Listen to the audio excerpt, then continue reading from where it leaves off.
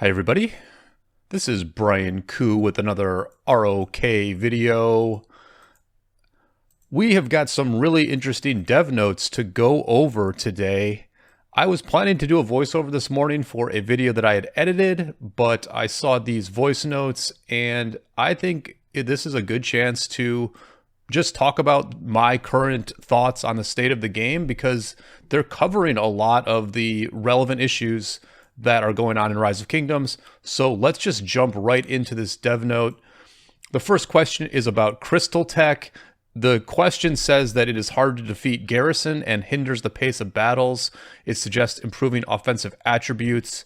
The answer is that they are going to tweak the Crystal Tech and give more offensive bonuses to the Crystal Tech. And then they say, based on the combat data we've collected from each phase, we're also designing asymmetric buffs for rallies and garrisons, which should help prevent deadlocks. This is an interesting one. You know, I'm coming out of a very recent KVK, and it didn't feel like defense was all that much stronger than offense.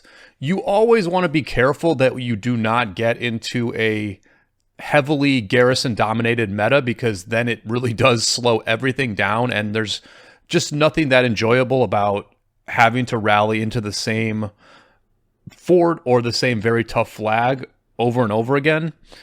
So I think an offensive meta is generally a bit better than a defensive meta, but I don't think it didn't feel too off to me, right? Like, at the end of the day, the best garrison is Gorgo Tokugawa, but Gorgo Tokugawa is very susceptible to swarming.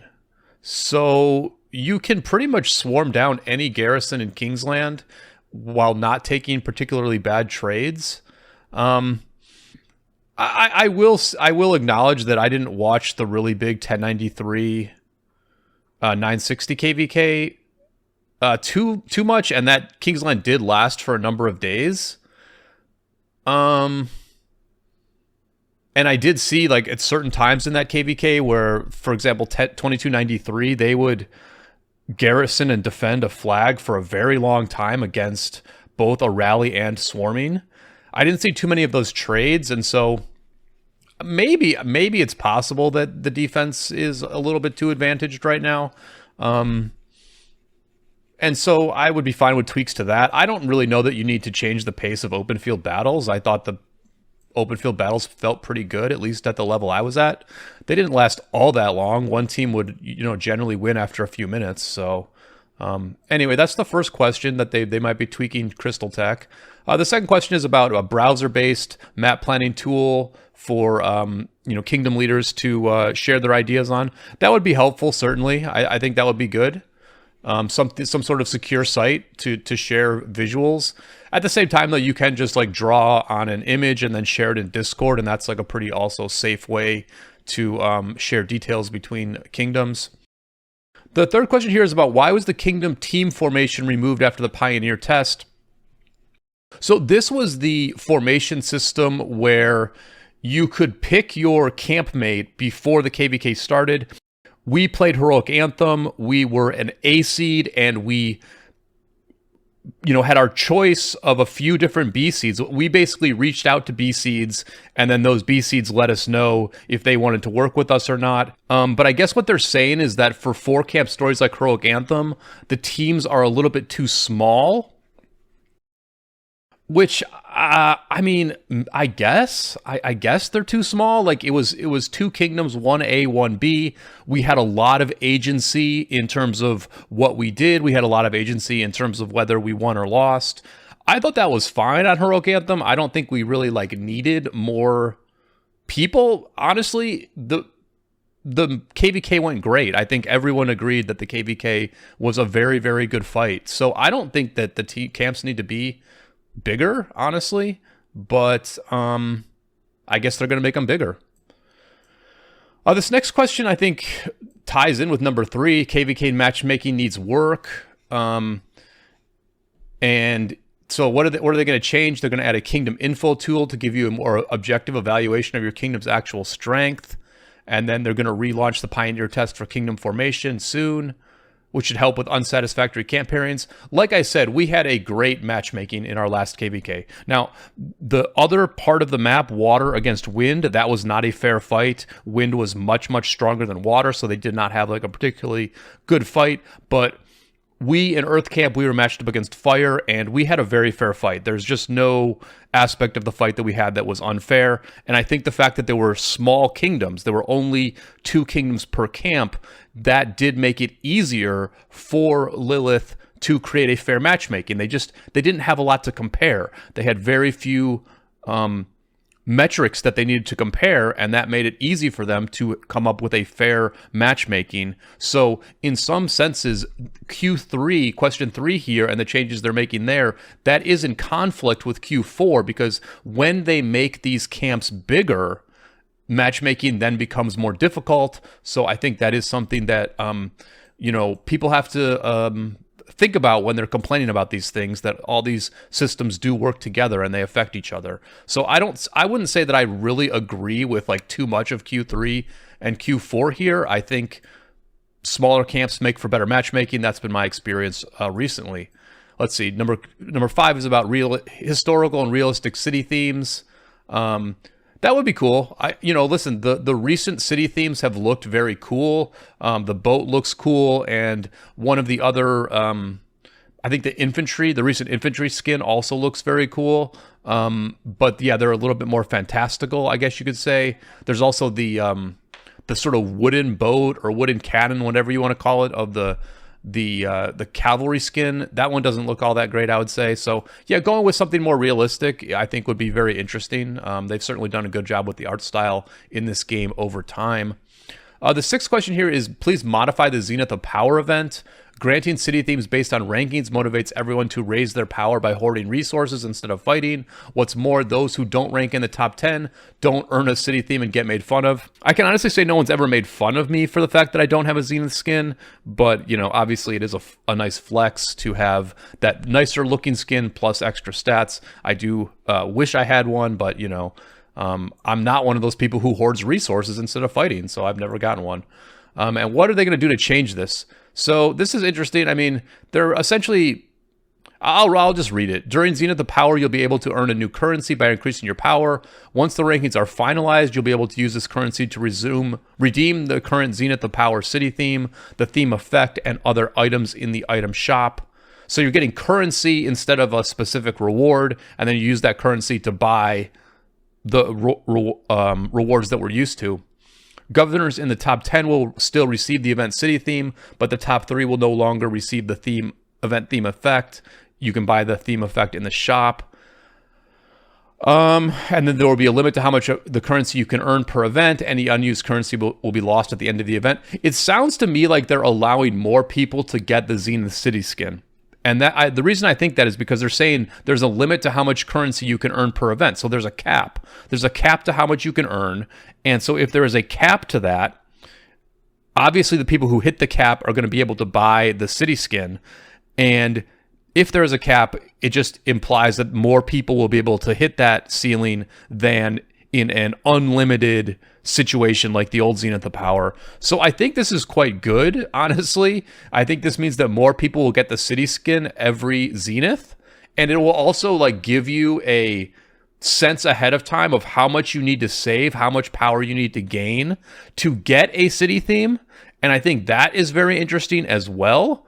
I will note that in this in the Discord version of this thing, you've got a bunch of people saying this sucks, SUCK here in the emojis. I think they gave the Rosita's Kek emoji to almost everything. Even the ones that are good, they gave the Kek emoji to. So we'll see. But I guess this seems unpopular to some people, but the way I'm reading this is that this is very positive for people trying to get that Zenith of Power skin. 7th question here, please release more unique cosmetics. Listen, what I think is good about the unique cosmetics is that this is a way to reward spenders and reward people who are successful in competitive events without imbalancing the competitive side of this game.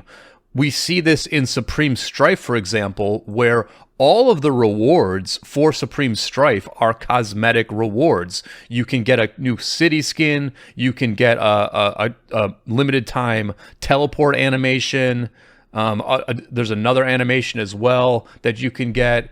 And I think maybe it's like something that goes around your city. There's an animation for that.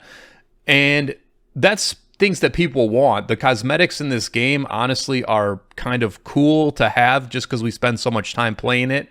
And so I do like them pushing more and more unique cosmetics. The only one that I will point out that's a little bit annoying is this one. This custom rally skin. Because what happens I noticed this in Ark, is when an opponent has one of these custom rally skins, you see it on this board instead of it being in red. And it's a little bit harder to identify like when an enemy is rallying you, because you just see this like thing that you're used to a teammate having. So that's the only one. That's the only cosmetic that kind of bugs me. But, you know, whatever. It's not that big of a deal. All right, so let's get to number 8 here. I think this is the biggest thing about this developer feedback Q&A is question number 8 here. There's too much piloting in open field battles, making it impossible for kingdoms without pilots to keep up. The devs need to get involved. The answer is we are dedicated to providing governors with a fair and balanced playing field. Right now, we're reviewing the impact of piloting on the competitive landscape and are working on a plan to address it. Once the plan is finalized, we'll communicate the details to the community through a face-to-face with the developers and other announcements. Very interesting here that they are thinking about doing something like pilots. I will say this. I'll just go through this point by point here. Number one, I'm in contact with Lilith about a few things in the game and testing a few things that are coming up. They've never asked me anything about piloting. They've never asked me my opinion. What do I think they should do? Number two, I think my what I'm going to say publicly about piloting is changing a little bit, because a year ago or 6 months ago, I was doing more piloting on this YouTube channel, and it was good for content. It was good for, you know, adding more subscribers and getting more views. So I didn't really speak out against it a lot because it was really helping my channel and it was something that I enjoyed doing. I'm piloting less now, and obviously I just haven't been making a lot of videos. So I'm a little bit more comfortable speaking out about piloting. And what I would say is that it is a problem. It's definitely a problem. I would go so far as to say, like, I don't really even care about competition in KVK at this point. I think it's kind of silly, honestly, to be like really hardcore serious about sort of proving you're the best team, or you know, being like really sad if you lose to another team. I think all of that has gotten silly, quite frankly, because a lot of times you win because you hire more pilots, and you lose because the other team has more pilots than you. And that's just like a huge part of who wins and loses in this game. And it's like, that has like so little to do with the actual players you have. It has not that much to do with the leadership that you have, or the teamwork, or the vibes, or anything. It's literally just how many pilots did you bring in for this war. Now, obviously some pilots get paid and some pilots are just friends helping out. I have always, when I do pilot, it's just me helping out people who I know in this game, or kingdoms who I know in this game. And I just do it for fun and to like basically be someone covering wars that I'm not actually in. I think now that pilots are being paid, and there are these like very big groups and businesses that are providing piloting services for kingdoms, like I said, I just think it's completely out of control, and it has really hurt the competitive aspect of KVK. For me, I just think that like Ark of Osiris and Supreme Strife are where the real competition is in the game these days, because yes, KVKs are very intense. Yes, there is a lot of skill that gets applied to KVKs, but when just bringing in pilots is arguably the most important part of a war, it does really wreck the competitive landscape of the game. So I do think they should do something about it. If they ban all piloting and I can no longer stream other KVKs as a pilot, then that is unfortunate. But at the same time, I've only done that like two or three times in the last year, so it's not going to affect me all that much. So I do think they should do something about pilots. Yeah, because I think also like a lot of us are pretty burnt out on the game. I mean, the reason I'm making less content is because I'm just not really as into the game as I used to be. If they were to really do something robust about getting rid of pilots, maybe I would care about the game more again. I'm not saying I would for sure, but maybe I would care about it more because it's just more about like the actual people in your kingdom competing against the actual people in another kingdom. Question 9 is about the attack march feature, saying that it's better than it used to be, but it still needs improvement. I used the attack march feature a fair bit in the last KVK. I guess this applies to like the pilot thing a little bit. Because like sometimes I'll use multiple accounts and, you know, I'll be like filling up a garrison on a farm and I won't actually be looking at my marches. I will just throw an attack march on and just, I might not look at the fight for like 2 minutes because I'm doing other stuff. And my marches do pretty well with attack march. You'll see in some of my videos that I make of our last KVK, sometimes I'll have footage of me just attack marching and I won't be looking at the screen at all, and they do pretty good. So I think the attack march feature is quite good at the moment. I was very happy with it in the last KVK. And then the question 10, also tying into burnout in this game, please make regular events less grindy. Some of them now take too long to compete. They note that they've made some adjustments to things like Golden Kingdom, and they're looking to improve things like Trial of Khal Karawak and arms training. Yeah, so Khal Karawak, this event takes half as much. They've already cut down how long Trial of Khal Karawak takes by half, because it used to be 30 levels and now it's 15. They have made Golden Kingdom shorter. There was one time where I was doing Golden Kingdom at the last minute, and I think I did it in like 20 minutes. So honestly, a lot of these events really don't take very long. But I will say that in the last couple months, or like in the last month, when I really have not been playing this game much at all, I basically have not done any of these events.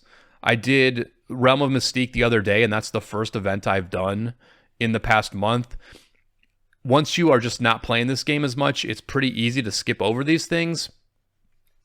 I'm sure that Rise of Kingdoms has metrics on this of seeing what percentage of the player base does, you know, Golden Kingdom or Soroli Crisis or Silk Road. Like, they probably have good metrics on this, and they're probably seeing this go down. They could make these less grindy, but honestly, I don't think that it is about... I don't think it's about the time it takes to do these events.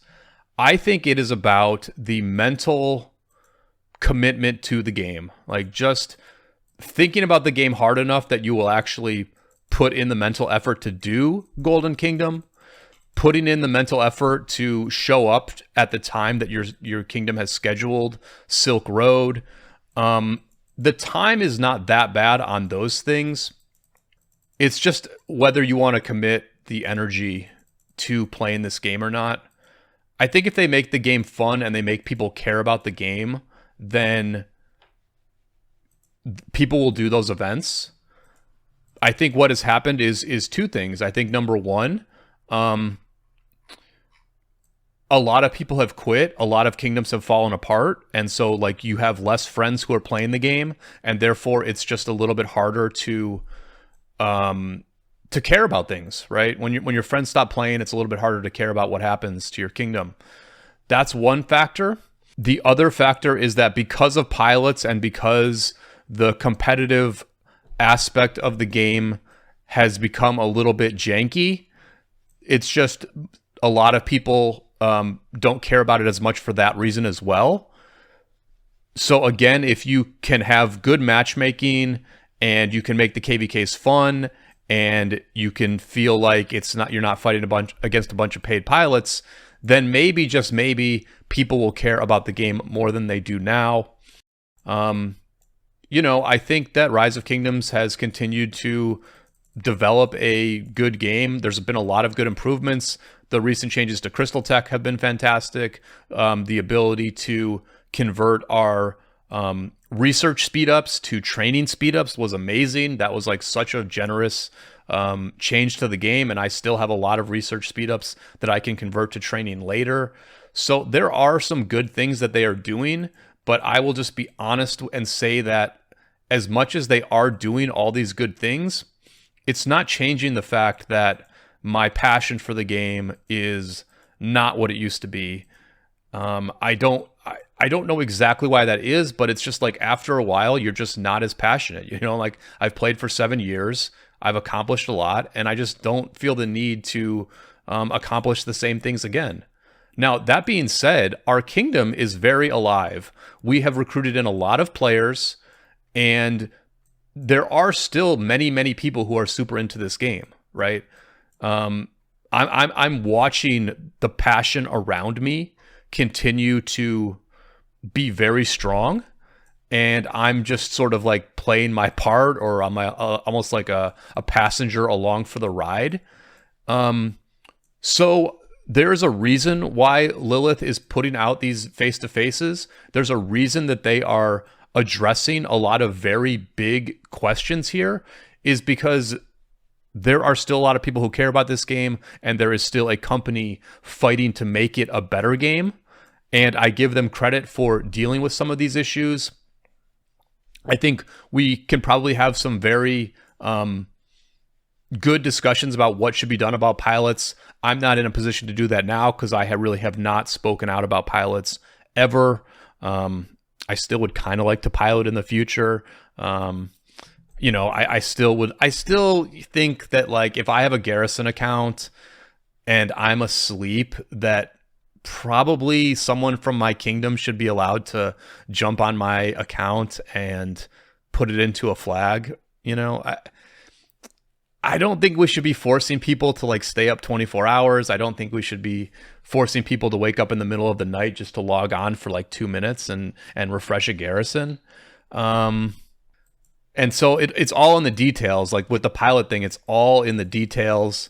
Maybe that's why on the developer Discord, when it comes to this question, there are 24 people who reacted with Keck. There are 8 people who said thumbs up. There are 5 people who said Noah, which I don't even know what that references to. But there are a lot of people who thought this was a bit of a troll. But we'll see. We'll see. We'll see. That's going to be it for this video. If you made it this far, then I guess you really do enjoy my content, me talking for 23 minutes about the Q&A and the state of the game. Do throw a like on this video, subscribe to my channel if you haven't already, and until next time, I will see you all on the flip side.